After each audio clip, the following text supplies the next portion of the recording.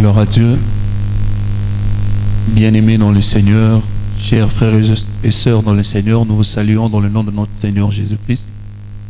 Nous sommes encore très heureux de vous retrouver ce dimanche matin dans notre programme. Et nous bénissons le Seigneur dans son amour qui a permis que nous soyons encore en vie, en bonne santé. Au-delà de tout, Dieu nous a sécurisés, Dieu nous a protégés. Dans son amour, il veille sur nous et nous lui disons merci ce matin. Et j'aimerais que là où tu es, tu dises juste un mot, merci Seigneur, car la fidélité de Dieu est incontestable pour nous. Alors j'aimerais qu'encore que ce matin, que chacun de nous se prépare à recevoir la parole de Dieu, que chacun de nous se prépare à écouter le Seigneur.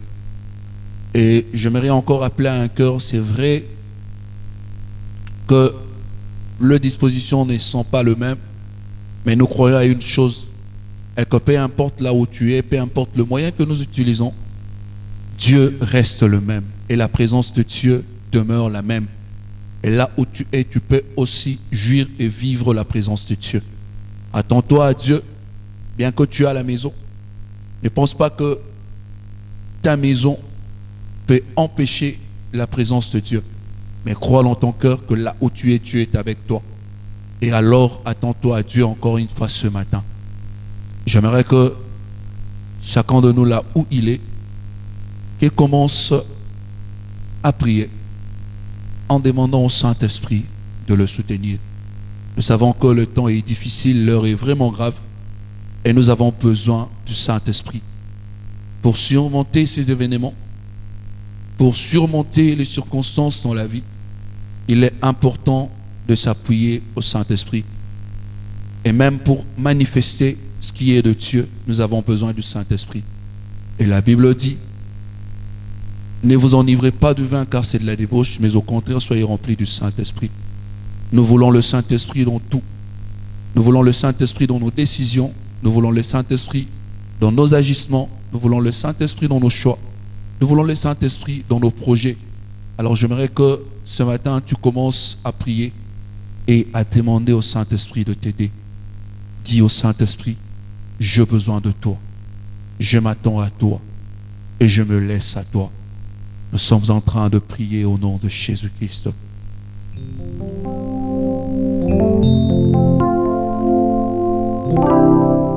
Nous avons besoin de lui et nous nous attendons à lui.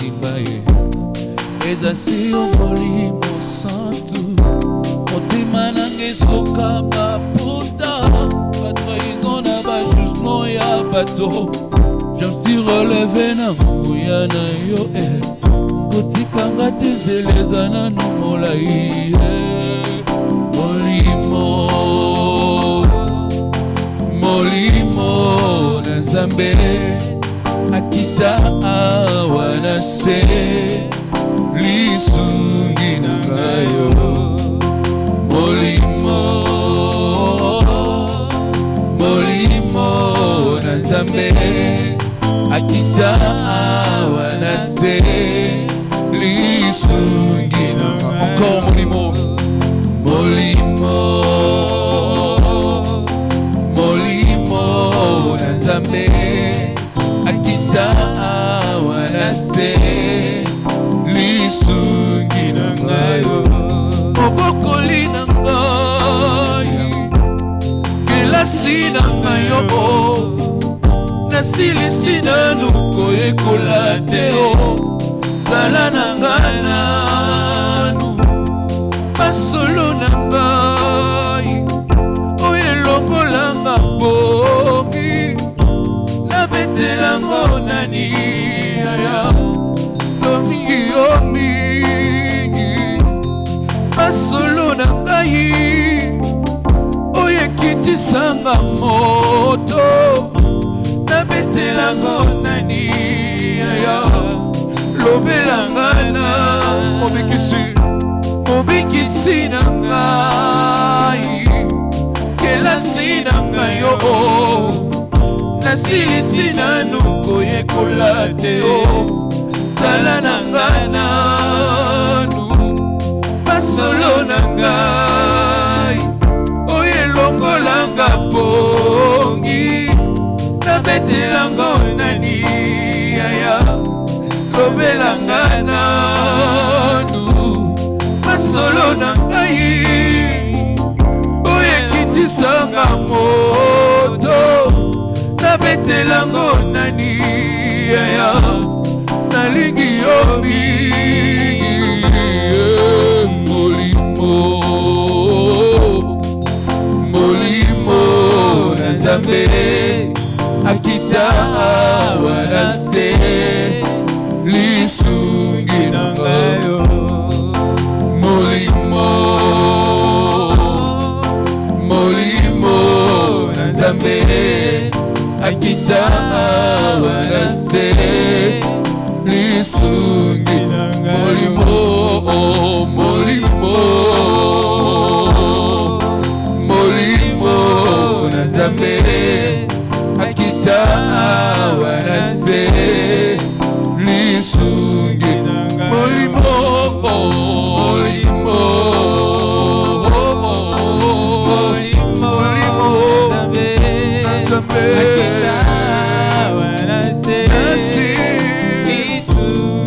alors chante avec nous. Nazela kayoe, nazela kayoe, nazela kayoe, nazela kayoe, chante.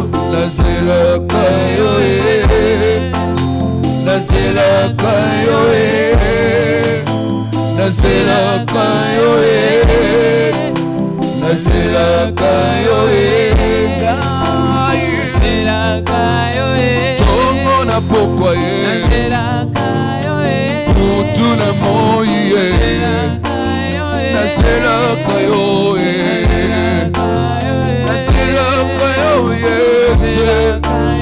nazela kayoe, nazela kayoe, siloe, nazela kayoe.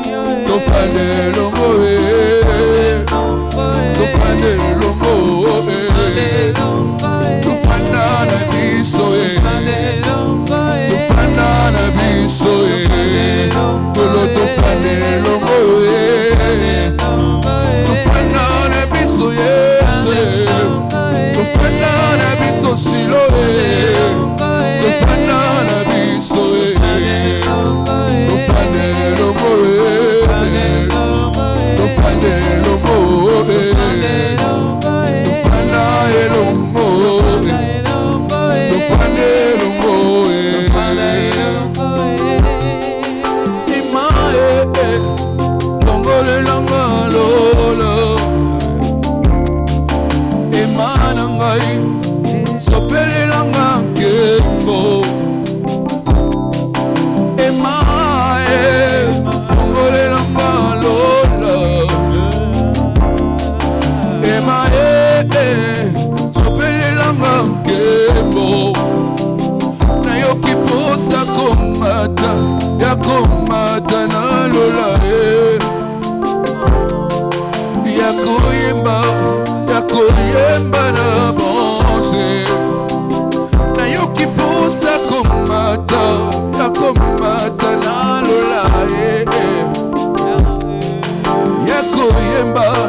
Yakoyemba na bonse Oh emae Kongolelanga lola Emae Sopelelanga Kongolelanga lola yo emae Kongolelanga lola emae Sopelelanga kembo emae Kongolelanga lola emae Sopelelanga Nayoki posa komata Yakomata na lola Kongo Yakoyemba na bo Nayoki posa komata Yakomata na lola Yakoyemba na bo Nayoki posa komata Yakomata na lola Yakoyemba Ema pasolelanga lola na yo Emae Kongolelanga lola Emae Sopelelanga ke Kongolelanga lola na yo Emae Kongolelanga lola Emae Sopelelanga ke Kongolelanga lola na yo Emae Kongolelanga lola Emae Sopelelanga ke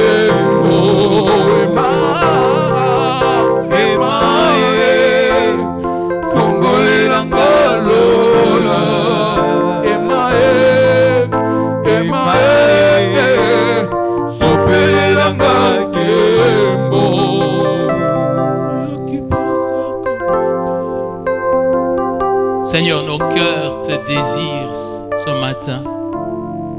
Nos cœurs ont encore soif. Laisse que tu puisses encore envahir nos cœurs. Et lorsque ta soif remplit nos cœurs de cette façon, nous désirons que le ciel puisse être pour maintenant. Parce qu'au moins là, nous pourrons être avec toi et ne jamais, jamais plus te perdre de vue.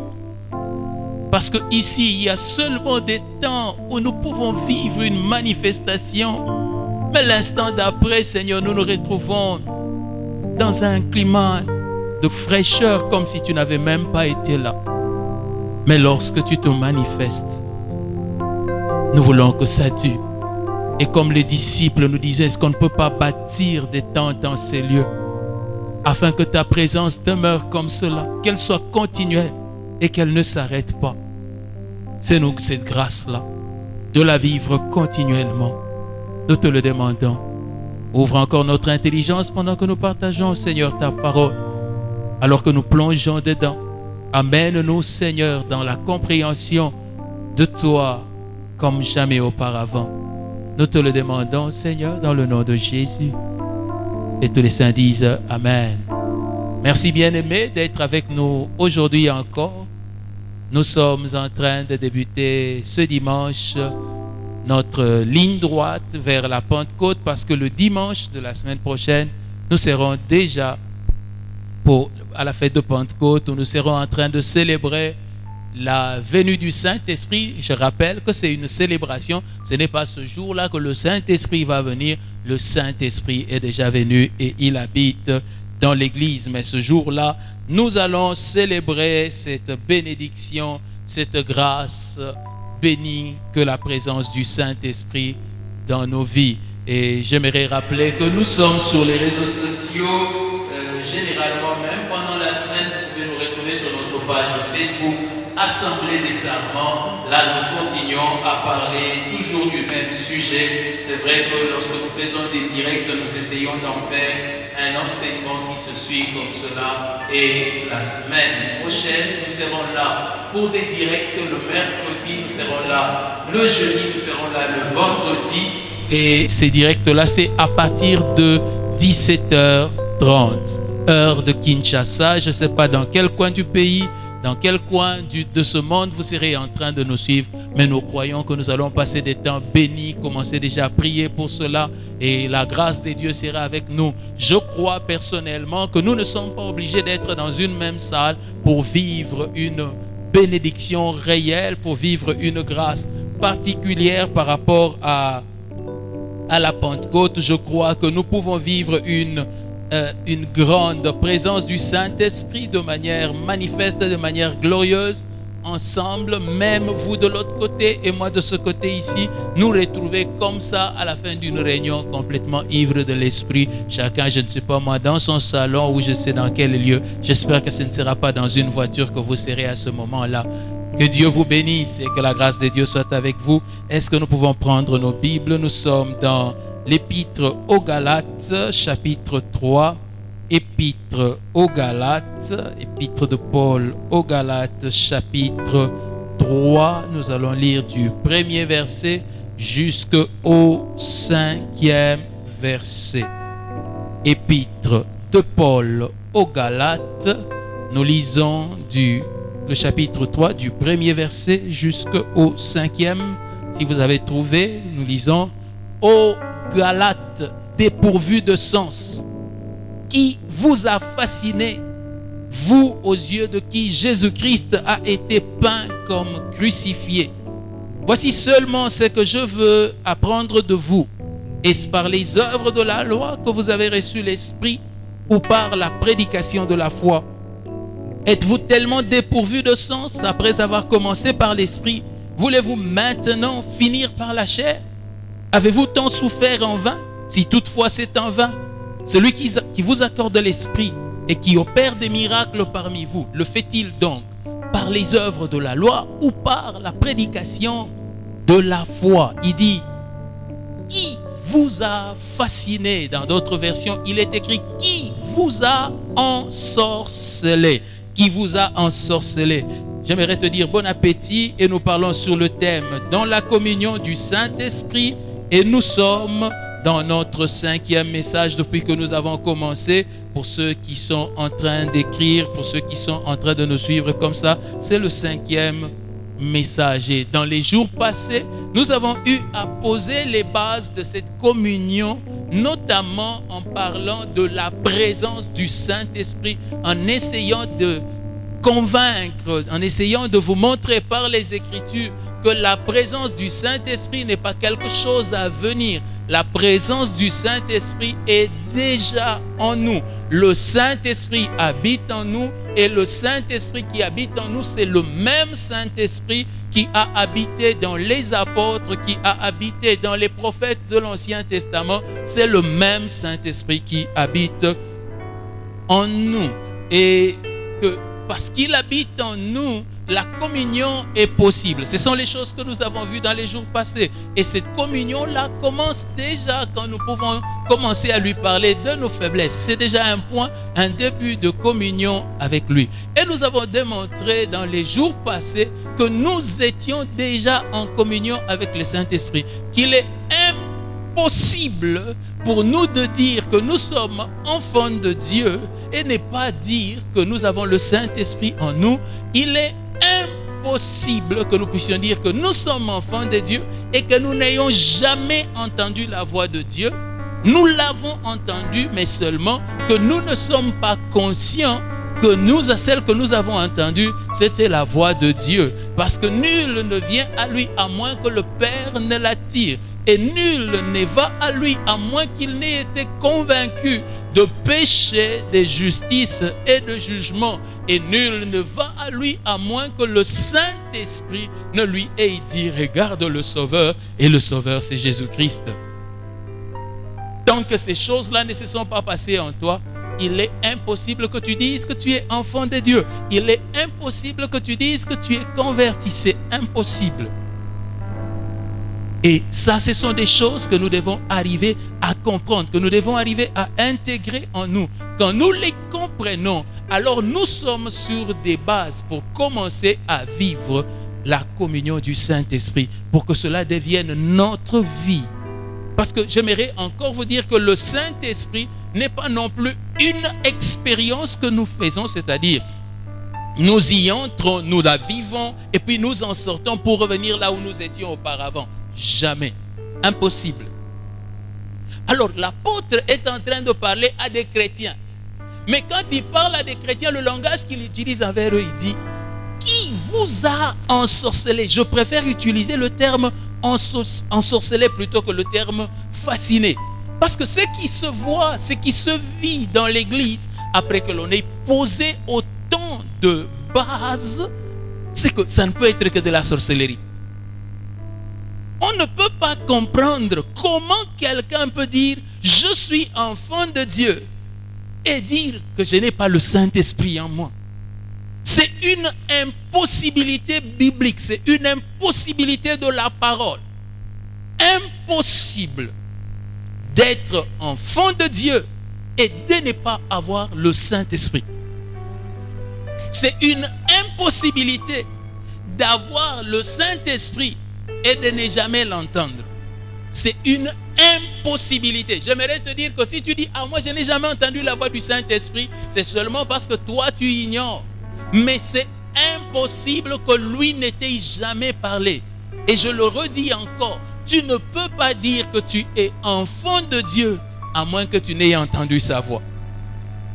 La communion du Saint-Esprit, c'est quelque chose dans laquelle nous sommes tous les jours. J'aimerais nous rappeler que nous sommes en train de parler dans le cadre de l'Assemblée des Sarments. Et l'Assemblée des Sarments, ce ne sont pas seulement ceux qui appartiennent à notre Église, mais c'est tous les chrétiens. Nous sommes tous enfants de Dieu. Nous sommes tous des sarments. En tant qu'enfants de Dieu, nous sommes tous des sarments, c'est-à-dire Jésus-Christ est le cep, il est le tronc de l'arbre, et nous sommes ses branches, nous sommes des sarments.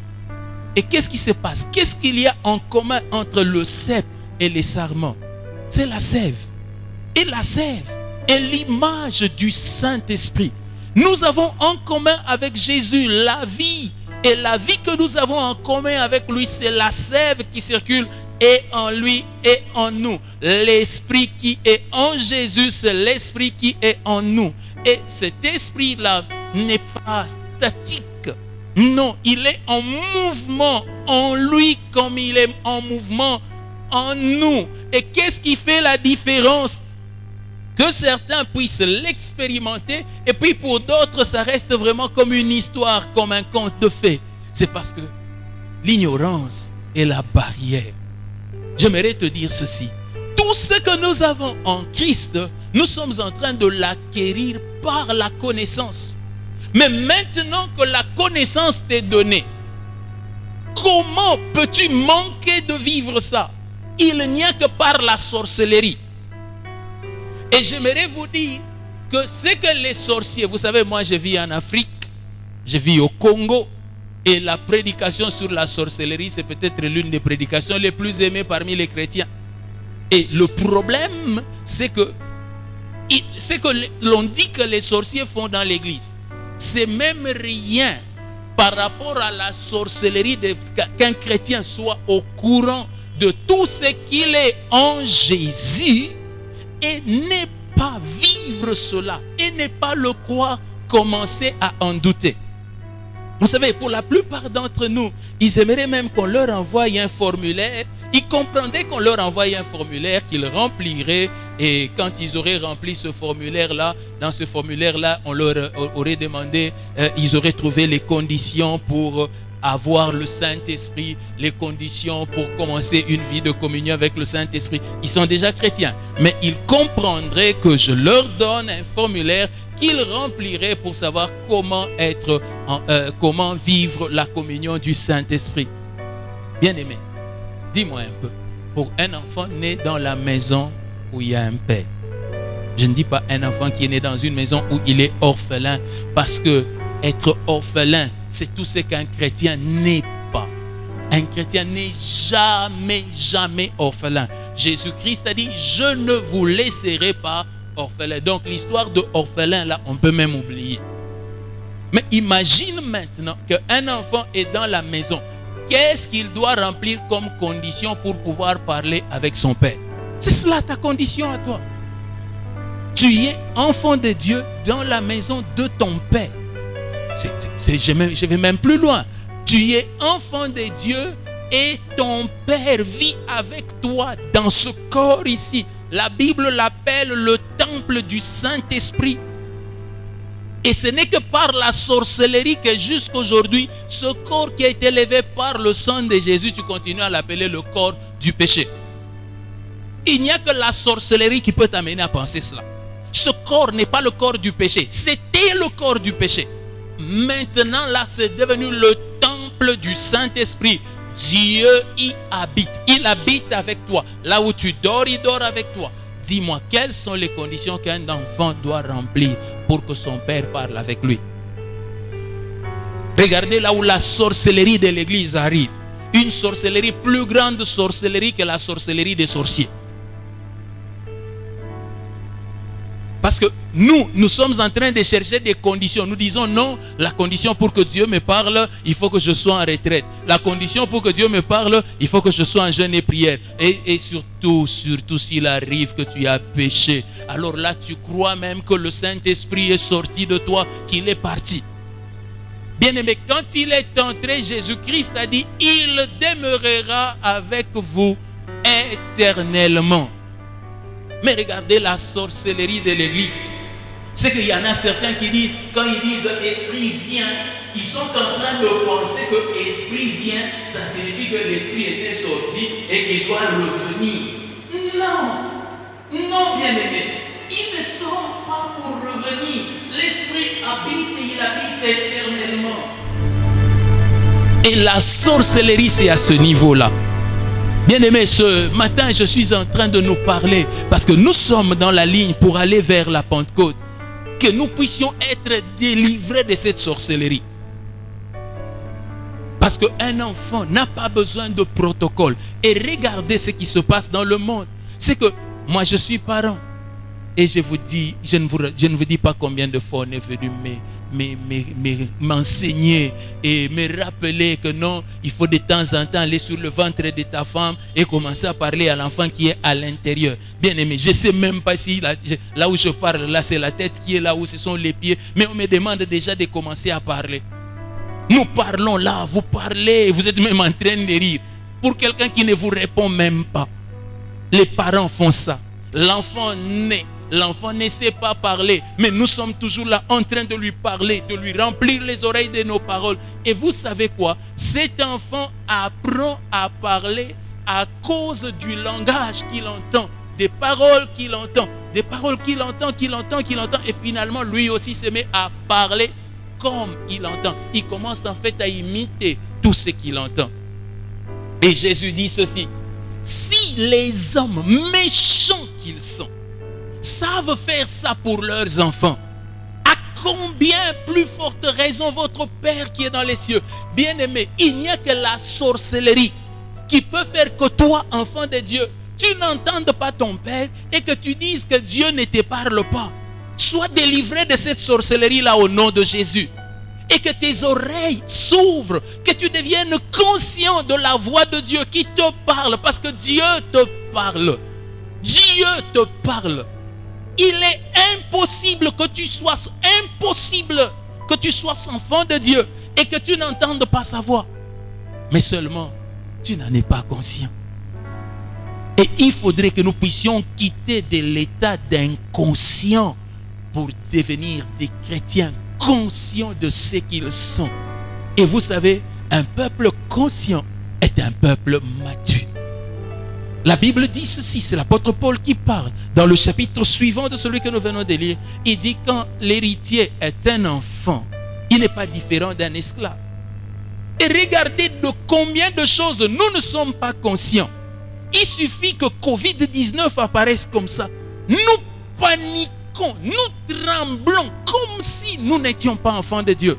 Comme si Dieu ne nous avait pas donné des promesses, même contre cela. Là, c'est encore Covid-19.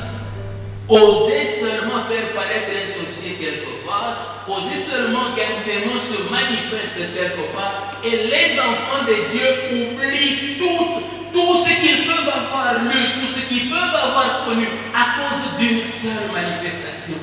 Nous sommes dans le temps où Élisée doit élever la voix, priant pour Géasi, en disant Seigneur, ouvre-lui les yeux. Pourquoi? Parce que l'église d'aujourd'hui n'a les yeux que pour voir les Syriens qui nous entourent. Mais l'église a perdu les yeux pour voir les anges qui étaient déjà avec nous. Les anges étaient là avant que les Syriens ne viennent. Les anges sont déjà avec toi avant que Covid-19 ne vienne.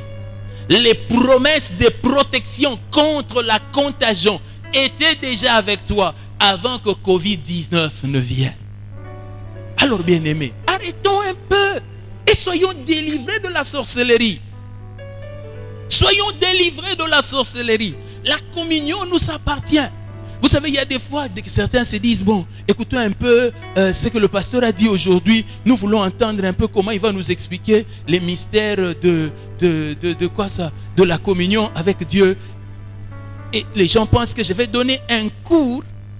Mais en principe, il n'y a pas de cours sur comment un enfant parle avec son père.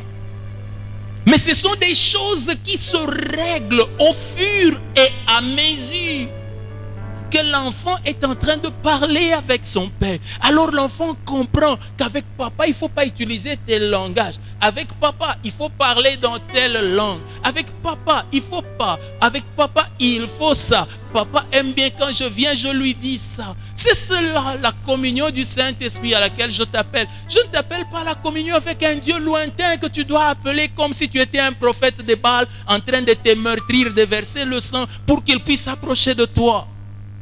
Toi, ton Dieu n'est pas à appeler, il habite en toi. J'aimerais vous répéter que lorsque nous chantons et lorsque nous disons que j'entre dans ta présence, c'est seulement poétique. Parce que je n'entre jamais dans sa présence. Je vis dans sa présence. La sorcellerie, c'est de penser que tu entres. Et au sens véritable, au sens littéral d'entrer. C'est ça la sorcellerie. Mais ce qui est vrai, c'est que tu vis dedans. Le poisson vit dans l'eau, l'oiseau vit dans l'air. Toi, tu vis dans la présence du Saint-Esprit. Tu es en permanence. Que tu en sois conscient, que tu n'en sois pas conscient, il est là. Mais seulement les manifestations de sa présence peuvent varier. Ça varie. Mais il faut savoir, ça c'est une réalité de la foi, une réalité de la connaissance que tu as, c'est que le Seigneur est toujours présent. Le Seigneur est avec toi en tout temps. Il n'y a pas des moments où il est avec toi et des moments où il n'est pas là. Je vous ai dit dans les jours passés qu'il n'y a pas de visitation de Dieu parce que Dieu ne vient pas dans nos vies de passage. Dieu est permanent dans nos vies. Alors nous allons passer une semaine loin de la sorcellerie. Une semaine dans la jouissance de ce que nous sommes, enfants de Dieu. Une semaine avec le Saint-Esprit, conscient de la présence du Saint-Esprit. Parce que lorsque le chrétien devient mature, conscient de la présence du Saint-Esprit, alors il peut aller quelque part, trouver un malade, imposer les mains au malade et lui dire, je n'ai ni or ni argent, mais ce que j'ai, je te le donne, parce qu'il est devenu conscient de ce qu'il a. Pas de ce qu'il n'a pas, Je vous dis, nous avons manqué pendant ce temps de coronavirus d'être ce que nous devons être. C'est mon avis personnel. Nous avons manqué de manifester ce que nous devons manifester. Nous avons manqué de donner la paix. Mais c'est vrai que nous en avons déjà donné. Parce que nous avons manqué nous-mêmes de conscience et de maturité sur ce que nous avons. Bien-aimés, nous avons ce que jamais sorcellerie, ce que jamais Illuminati n'aura jamais. Satan n'aura jamais ce que nous avons. Lorsque l'apôtre Paul prie pour les Éphésiens, il dit: je prie pour que Dieu illumine les yeux de votre cœur, afin que vous puissiez savoir l'infinie grandeur de sa puissance se manifestant avec efficacité par la vertu de sa force. Et il l'a déployé en vous. La puissance de Dieu à son niveau le plus élevé est déjà déployée en vous. Est-ce que tu le sais? Est-ce que toi tu le sais? Parce que tu dois le savoir. Je te le dis, tu dois le savoir qu'il habite en toi. Et celui qui habite en toi s'appelle El Shaddai. Le Saint-Esprit en toi s'appelle El Shaddai. Il est Dieu dans toute sa puissance. Il est Dieu dans toute sa capacité. Et il habite déjà en toi. Sois délivré de la sorcellerie. Ne cherche plus des conditions. Il n'y en a pas. Si tu continues à chercher les conditions, alors tu es le sorcier de ta propre vie. Si tu continues à chercher des artifices pour vivre la présence du Saint-Esprit, pour vivre la manifestation du Saint-Esprit, tu es le sorcier de ta vie. Dites-moi un peu, la branche de cet arbre-là doit faire quoi pour avoir la sève? Celui qui va chercher la sève sous terre, c'est le sève. C'est lui qui est monté jusqu'auprès du Père. Et il a demandé. Et le jour de Pentecôte, on a vu la réponse que le Père avait donnée à sa prière. Le Saint-Esprit est venu, des flammes de feu sur leur tête. Et depuis que les flammes de feu sont tombées sur leur tête ce jour-là, il entre dans nos vies simplement. Et j'aimerais te dire que dans la simplicité de ta vie, sans une flamme de feu, tu es cependant terrible. Tu es plus qu'une bombe atomique à cause du Saint-Esprit qui vit en toi. Et j'aimerais te dire que s'il y avait un plan des Illuminati dans ce temps-ci, s'il y avait un plan des sorciers, des méchants pendant ce temps-ci, si ce plan-là a échoué, c'est parce que toi tu es sur la terre. Le jour où tu ne seras pas là, ils pourront se promener de toutes parts. Et j'aimerais te dire, le peu de mouvement que tu peux les voir avoir, tous ces gens, ces méchants-là, c'est seulement parce que nous n'avons pas conscience de ce que nous sommes. Qu'est-ce qui manque à ce temps? Il manque des gens comme Élie. Des gens conscients de ce qu'ils sont et qui peuvent se lever devant les ténèbres et dire: vous n'allez pas bouger sinon à ma parole. Et ça, nous avons déjà le potentiel, la capacité de le faire. Mais si cela ne se fait pas, c'est parce que nous manquons de conscience. Nous manquons de conscience sur ce que nous avons. Et nous l'avons, bien-aimés. Nous l'avons en nous. L'Esprit de Dieu habite en nous. Arrêtons la sorcellerie. Arrêtons la sorcellerie, bien-aimés. Il est temps que nous revenions à la véritable spiritualité à laquelle nous avons été appelés. Le Saint-Esprit habite en nous. Nous sommes déjà en communion avec lui. Il est déjà présent là où tu es. Le Seigneur est déjà présent. J'aimerais que tu prennes le temps de t'incliner en prière avec moi. Et nous allons tous ensemble parler au Seigneur. Nous allons tous ensemble nous confier à Dieu. Nous allons abandonner nos cœurs entre les mains du Seigneur. Parce que nous voulons quitter du domaine de l'inconscience pour rentrer dans le domaine de la conscience, où la présence du Seigneur, nous en serons plus conscients. J'ai aimé quand je suivais le témoignage de Catherine Kuhlman qui pouvait dire: le Saint-Esprit est pour moi plus réel que vous que je vois dans l'assemblée. Voilà là où nous tous nous sommes appelés à arriver. Et j'aimerais te dire que ce n'est pas seulement parce qu'elle le sentait, parce qu'elle le croyait. Et pour le croire, nous tous, nous pouvons le croire. Ce n'est pas réservé à des gens extraordinaires. C'est pour nous tous. La sorcellerie, c'est lorsque tu commences à penser qu'il faudrait que ce soit des prophètes, il faudrait que ce soit des apôtres, il faudrait que ce soit des pasteurs. C'est ça la sorcellerie, alors que la chose t'est donnée à toi. Parce que Paul ne pouvait pas comprendre comment quelque chose qui est donné simplement, qui est donné à tous, vous pouvez commencer à mettre des conditions dessus. Il n'y a pas de conditions. Le Saint-Esprit est le premier des dons de la grâce de Dieu lorsque nous avons cru en Jésus-Christ. Et cela est à notre disposition. Alors j'aimerais vraiment que pendant ce moment, tu t'inclines en prière avec moi et que tu parles à Dieu. Refuse la sorcellerie. Dis au Seigneur, je refuse la sorcellerie. Je refuse de me retrouver en train de me poser des conditions dans ce que toi tu m'as donné gratuitement. Je refuse d'être en train de chercher des artifices pour arriver quelque part dans ce que toi tu m'as déjà donné. Je veux maintenant jouir de ce que tu m'as donné. Je veux entrer dans la pleine possession de ce que j'ai reçu de toi. Et j'aimerais qu'ensemble nous puissions prier. Seigneur, je suis en train de m'abandonner entre tes saintes mains. Seigneur, je suis en train de refuser la sorcellerie. La sorcellerie par laquelle je suis en train de trouver des montagnes. Je suis en train de trouver des obstacles. Alors que l'œuvre que Jésus-Christ a accomplie a renversé la muraille de séparation qu'il y avait entre nous. J'ai maintenant un accès libre auprès de toi. Mais regarde, je suis encore en train de trouver des raisons en moi. Je suis encore en train de trouver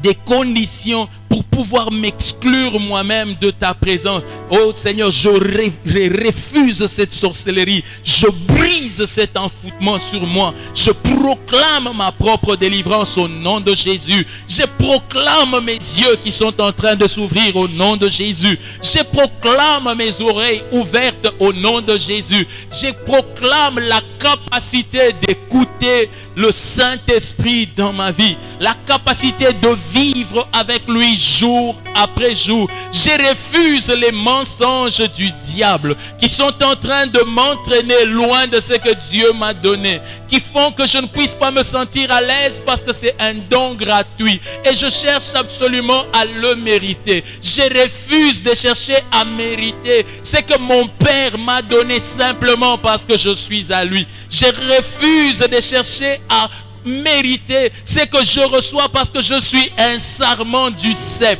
Laisse que la sève coule en moi, que l'unité de vie que j'ai avec Jésus s'exprime totalement. Je veux vivre cette communion parfaite. Je veux entrer dans cette dimension de conscience et pouvoir apporter à ce monde la bénédiction que tu as voulu que je sois, Seigneur, dans ce monde.